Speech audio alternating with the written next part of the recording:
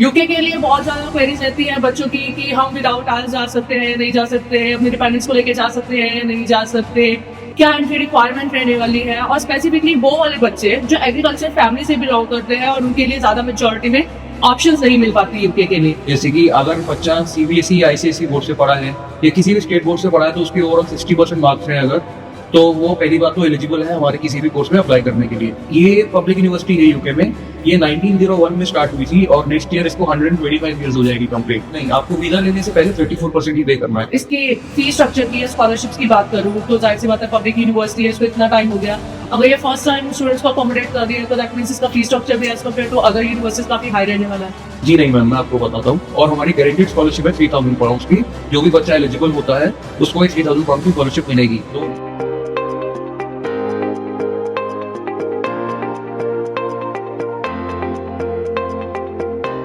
Hello everyone, welcome to our YouTube channel Talk with THG. myself Jyoti Sharma Gandhi.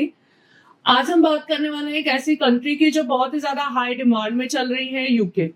UK के लिए बहुत ज्यादा क्वेरीज रहती है बच्चों की कि हम विदाउट आइल्स जा सकते हैं, नहीं जा सकते, अपने डिपेंडेंट्स को लेके जा सकते हैं, नहीं जा सकते, क्या एंट्री रिक्वायरमेंट रहने वाली है। और स्पेसिफिकली वो वाले बच्चे जो एग्रीकल्चर फैमिली से बिलोंग करते हैं और उनके लिए ज्यादा मेजोरिटी में ऑप्शंस नहीं मिल पाती यूके के लिए। तो आज हमारे साथ है mister Gautam Chhabra. Hello sir. Thank you ma'am. Gautam ji, आप हार्पर एडम को रिप्रेजेंट करते हो, राइट? जी।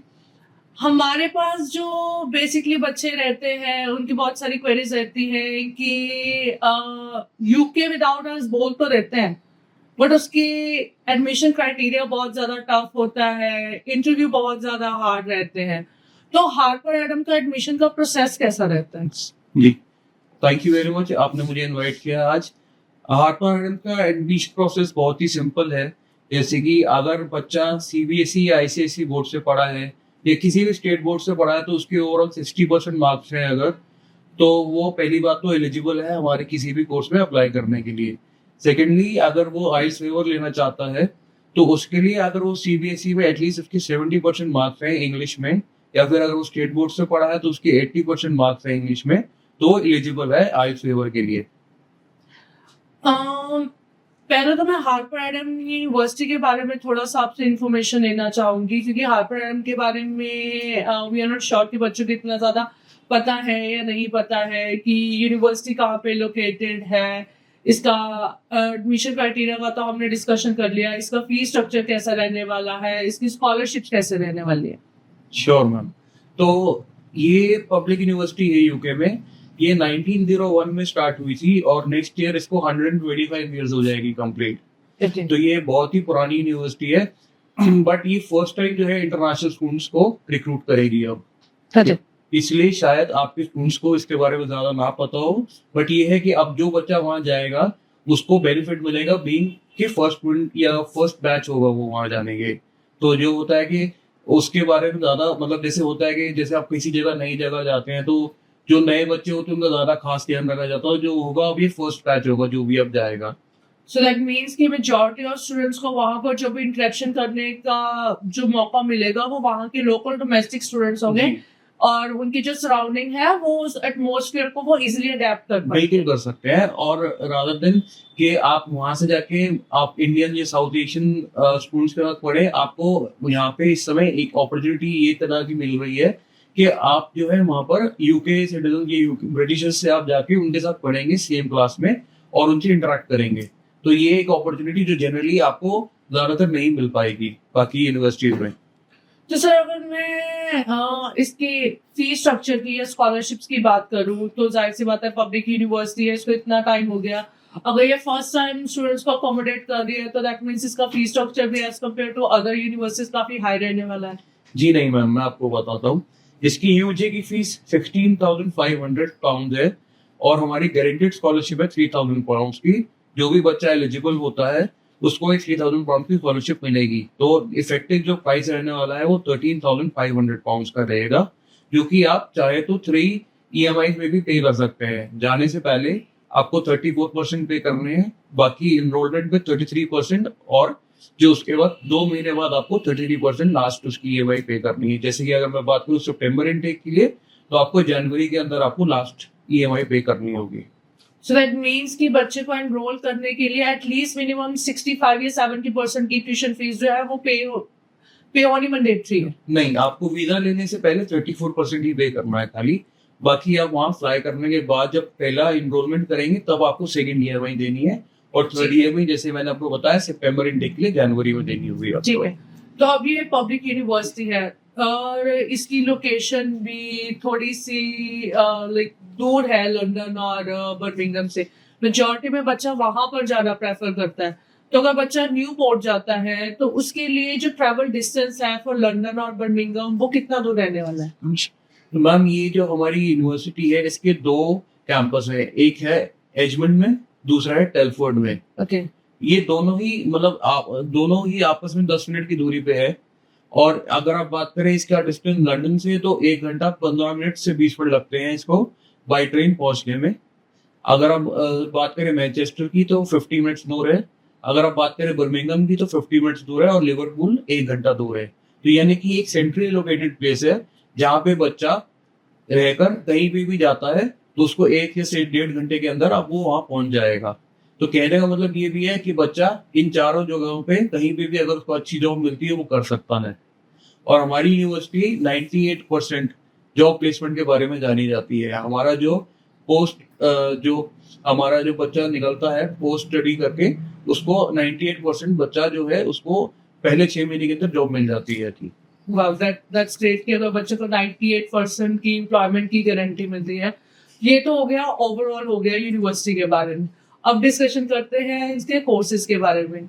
पब्लिक यूनिवर्सिटी है तो इसमें किस तरह के मेजॉरिटी में कोर्सेज रहने वाले हैं बच्चों के लिए? देखिए मैम, जैसे कि मैंने आपको बताया 1901 से है ये यूनिवर्सिटी।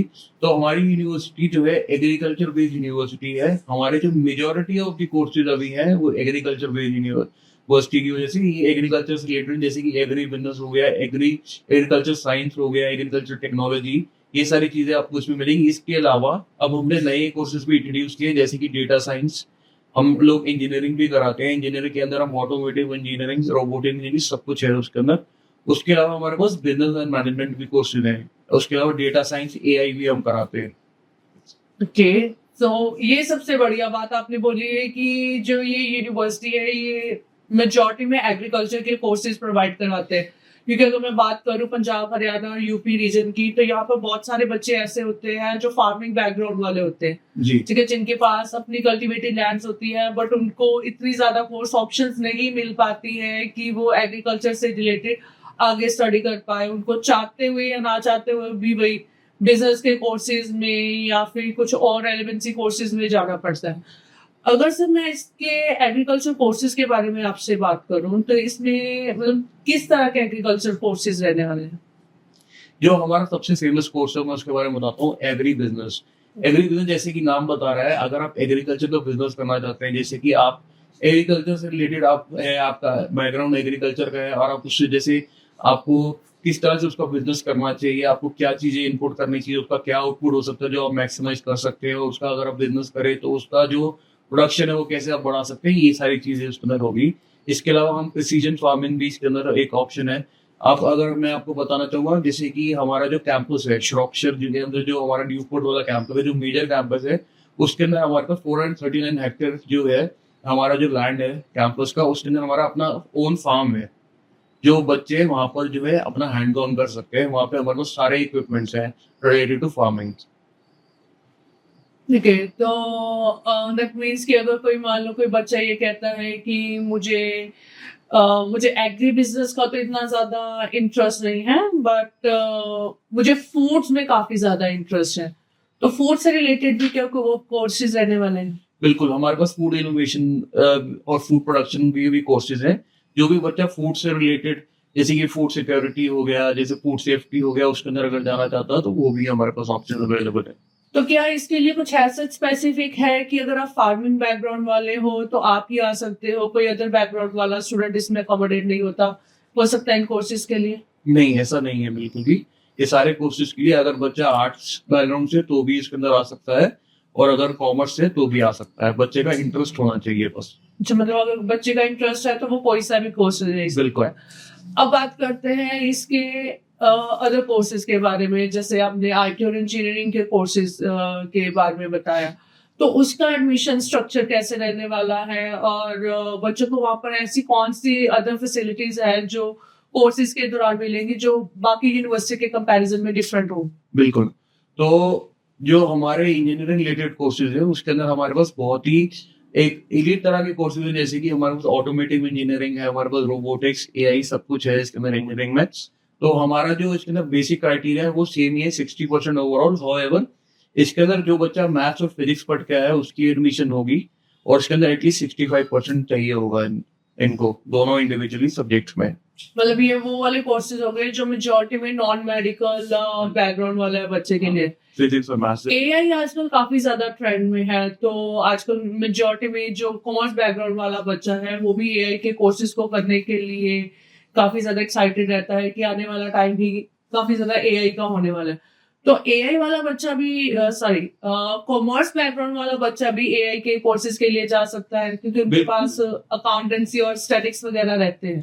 बिल्कुल जा सकता है, क्योंकि ये कन्वर्जन कोर्स है। तो जो बच्चा ऑलरेडी जिसने ये डेटा साइंस वगैरह नहीं पढ़ा हो और वो इसमें इंटरेस्टेड है तो बिल्कुल वो इसका फायदा ले सकता है और इसमें एडमिशन करा सकता है। तो क्या हार्वर्ड यूनिवर्सिटी में कुछ स्पेसिफिक बिजनेस के कोर्सेज भी रहते हैं, जैसे business management, international business management वगैरह? नहीं, इसमें स्पेसिफिक तरह के कोर्सेज नहीं होंगे। इसमें जो बिजनेस मैनेजमेंट होगी, जैसे कि मैंने आपको बताया हम एग्रीकल्चर बेस्ड यूनिवर्सिटी है, तो बिजनेस मैनेजमेंट जो होगी वो पहला जो सेमेस्टर होगा वो तो जनरल होगा, उसके बाद हम धीरे धीरे करके आगे जब बढ़ेंगे तो एग्रीकल्चर बेस पे हम आ जाएंगे उसके अंदर। जनरल की कॉमर्स बैकग्राउंड वाला बच्चा अगर बिजनेस की नॉलेज लेना चाहता है तो वो एग्री बिजनेस वाला कोर्स कर सकता है।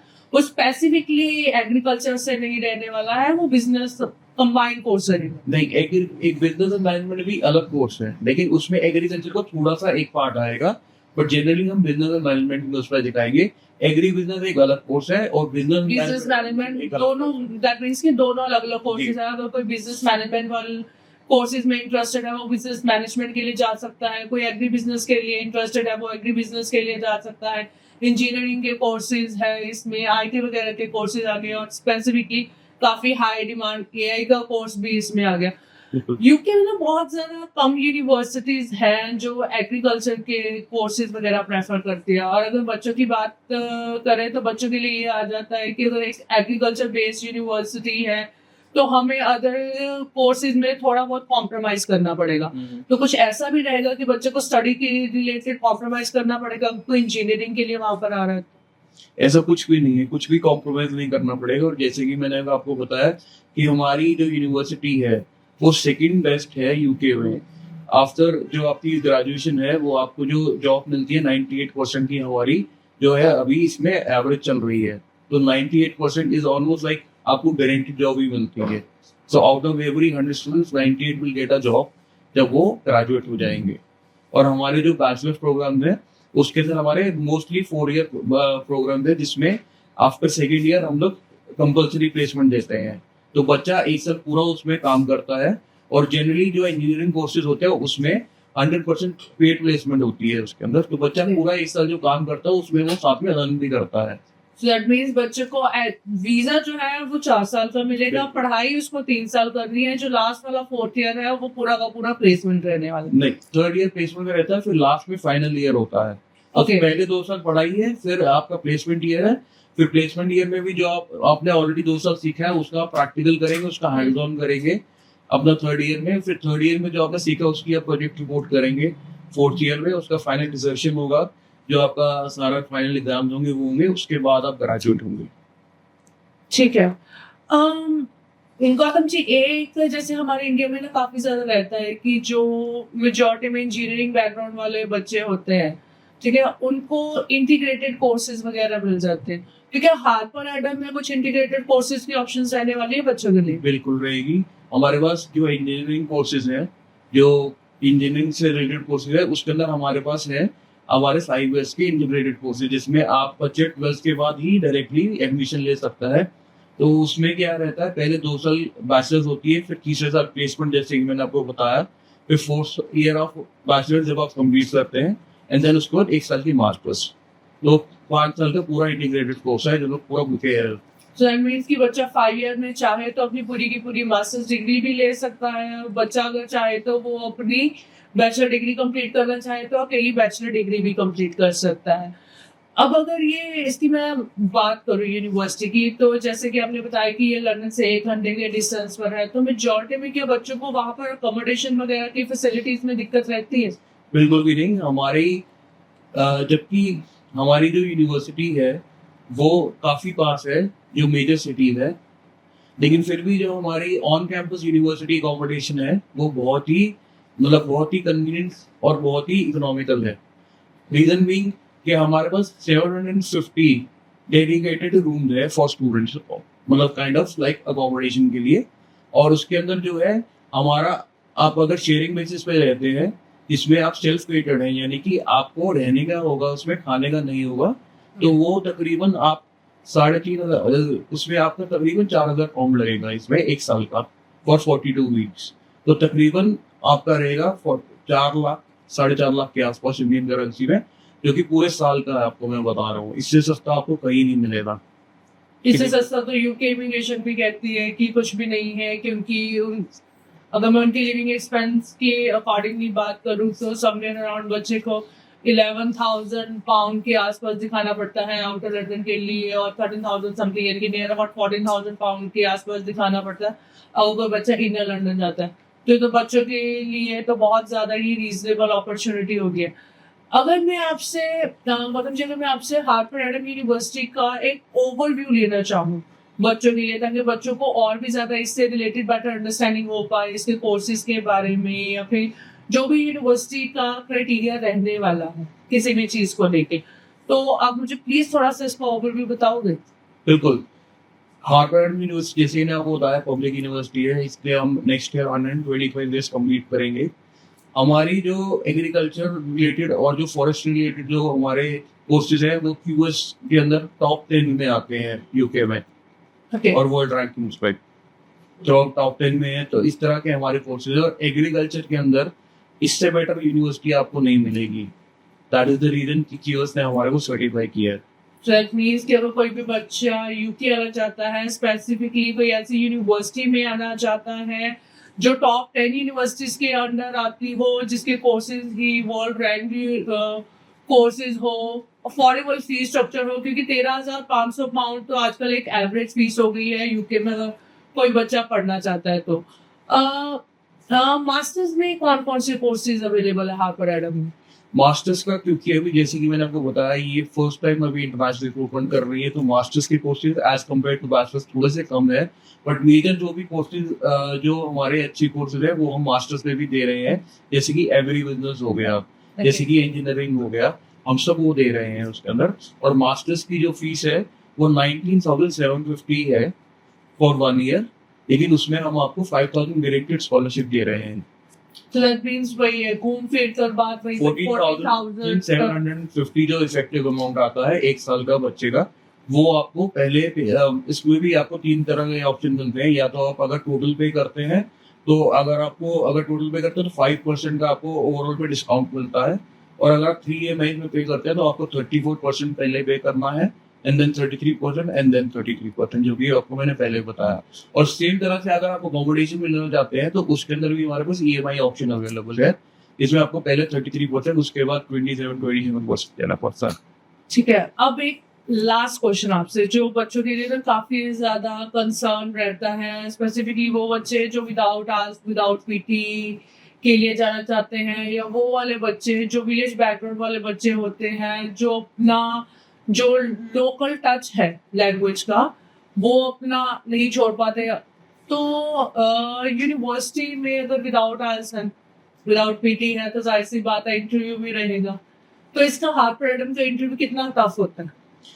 देखिए मैम, टफ और इजी का तो आपको कोई चीज टफ लग सकती है, वही चीज उन्हें इजी लग सकती है। ये तो सब्जेक्टिव है ये चीज। तो बाकी ये है कि अगर आप आइल्स वेवर के लिए जाते हैं तो आपका एक प्री कैट इंटरव्यू जो सबका होता है वो तो होगा ही, उसके अलावा एक यूनिवर्सिटी के साथ डिस्कशन होगा जिसमें कि वो खाली ये असेस करेंगे कि आप कितना इंग्लिश बोल पा रहे हैं और कितना समझ पा रहे हैं। हमारा जो एवरेज बच्चा होता है वो हम ले रहे हैं 6 no less than 5.5। तो बच्चे को आप ये समझ लीजिए कि अच्छे से इंग्लिश अगर वो समझ पा रहा है और वो जवाब दे पा रहा है विद लाइक 5.5 के आसपास अगर उसका बैंड बनता है, अगर जनरली अगर आप असेस करें तो बच्चा, मुझे नहीं लगता उसको कोई प्रॉब्लम होनी चाहिए। सो दैट मीन्स कि अगर स्टेट बोर्ड वाला बच्चा भी है, आप सीबीएसई बोर्ड वाले बच्चे भी हो, और अगर आप without IELTS, without PTE, freedom of instruction के बेसिस के ऊपर आप अप्लाई करना चाहते हो, आप अप्लाई कर सकते हो। इसका जो गैप रिक्वायरमेंट है वो कितना हार्वर्ड एक्सेप्ट कर लेगी? अभी फिलहाल हम लोग 5 साल का गैप एक्सेप्ट कर रहे हैं, यूजी और पीजी दोनों में। तो बच्चा अगर कहीं पे किसी तरह अगर नहीं कर पाया तो खाली वो हमारे को ये बता दे कि वो क्या कर रहा था उस 5 साल में, तो हम 5 साल तक का गैप एक्सेप्ट कर रहे हैं अभी यूजी और पीजी दोनों में। अब कुछ ऐसे भी कैंडिडेट्स होते हैं, अब जैसे विदाउट जैसे हम लोग ये डिस्कशन कर रहे थे कि गैप के बारे में, तो बहुत सारे लोगों के ना दिमाग में ये चीज आ जाती है, स्पेसिफिकली वो वाले कैंडिडेट जो एक्सपीरियंस कैंडिडेट होते हैं, जिन्होंने स्टडी के बाद से ही अपना कंटिन्यू वर्किंग हो जाता है, उनके लिए ये आ जाता है कि अगर हम लोगों का 5 years का गैप, हमारा तो ज्यादा गैप हो गया, बिकॉज 10+ years हो गए हैं काम करते हुए, तो दैट मीन्स कि मेरा तो हो ही नहीं पाएगा, फिर मेरे लिए तो यूके बिल्कुल ही बंद हो गया। नहीं, ऐसा नहीं है। अगर आपके पास गैप भी है तो जैसे कि मैंने आपको बताया, हम 5 साल का गैप ले रहे हैं।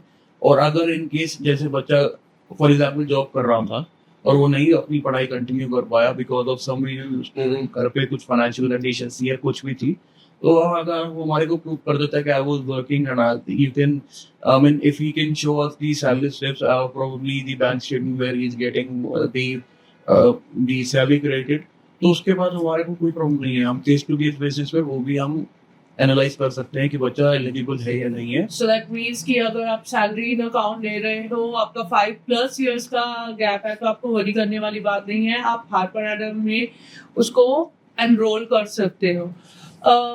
गौतम जी, एक कंसर्न जो मेजॉरिटी में बच्चों का रहता है वो ये कि अगर मैं इंटरव्यू क्लियर नहीं कर पाया बाय एनी चांस यूनिवर्सिटी का, तो मेरी जो पेमेंट है उसको रिफंड आने में बहुत ज़्यादा टाइम लग जाएगी, क्योंकि कुछ ऐसे बच्चे होते हैं जो प्री कास्ट इंटरव्यूज क्लियर नहीं कर पाते, फिर उनको ये होता है कि मैंने तो ऑलरेडी फी पे कर दी हुई है, तो मेरा रिफंड का प्रोसीजर होने में मेरा 1-1.5 महीना चला जाएगा, फ्लक्चुएशन में मैं फंस जाऊंगा और मेरा नुकसान भी हो जाएगा।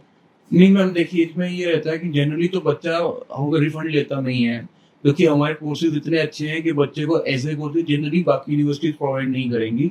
और अगर इन केस बच्चा फिर भी रिफंड लेना चाहता है फॉर एनी रीजन जो जेन्युइन है, जैसे कि मेरा क्वेश्चन ये है कि जो बच्चा प्री कैस्ट इंटरव्यू क्लियर नहीं कर पाता, हाथ मुशी में आ रहा था प्री कैस्ट इंटरव्यू, अगर किसी भी रीजन उसका प्रॉपर रिफंड प्रोसेस ना हो, सिर्फ फ्री कैश वाला बताओ। इसका जो वैसे फ्री कैश वाला जो अमाउंट है, जो ट्यूशन फीस है, वो कैश से पहले या कैश के बाद में? कैश के बाद में। हम बस मेरा वही पिक कर रहा हूं। तो जैसे कि आपने पूछा कि आपका जो रिफंड प्रोसेस प्री कैश, अगर आपका बाई चांस अगर आप नहीं क्लियर कर पाते तो आप रिफंड फॉर्म फिल करके आपको इंटरनेशनल टीम को भेजना होगा हमारे थ्रू। अगर हम आपको प्रोसेस करवाएंगे, इसके अंदर तकरीबन 90 डेज से 180 डेज लगते हैं, तो ये आपका जो है इसमें प्रोसेस हो जाता है, मैक्सिमम 90 डेज के अंदर जनरली हो जाता है। तो मेजॉरिटी में इसमें जो ट्यूशन फीस रहने वाली है वो प्री कैश से पहले रहने वाली है ना? इसमें जो भी आपकी फीस है वो आपको प्री कैश के बाद देना है, प्री कैश से पहले आपको कुछ भी नहीं देना। So that means कि ओवरऑल बच्चा एक सेफ हैंडेड हो जाता है अगर बच्चा एक राउंड ऑफ इंटरव्यू क्लियर कर लेता है, उसके बाद अपनी ट्यूशन फीस पे करके फिर सेकंड राउंड ऑफ इंटरव्यू जो ग्रुप डिस्कशन रहने वाला, वो बच्चा उसके लिए एलिजिबल होता है, right? बिल्कुल। और अगर इनकी pre cash interview first attempt में नहीं क्लियर होता तो हम सेकंड अटेम्प्ट में दे सकते हैं। ठीक है।